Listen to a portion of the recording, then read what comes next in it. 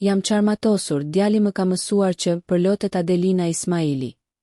Po e them si kur të ishte turp.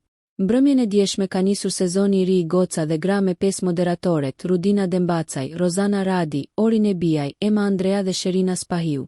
Një nga të ftuarat e puntatës së parë ishte edhe këngëtarja e dashur për publikun, Adelina Ismaili, ku foli për koncertin e saj recital, por edhe për një film që ajo është duke punuar së shpejti. Por jo vetëm kaq, pasi Adelina foli edhe për bashkëshortin dhe djalin e saj. Pjesë nga intervista. Çfarë të ka mësuar djali yt, Uliksi? Uliksi më ka mësuar një gjë që ka menduar se është fiktive, altruizmin. Ta duash dik pa menduar asnjëherë nëse do të kthehet ajo dashuri. Dhe mendoj se më ka dhënë dhuratën më të mirë në jetë që më ka mësuar këtë lloj dashurie.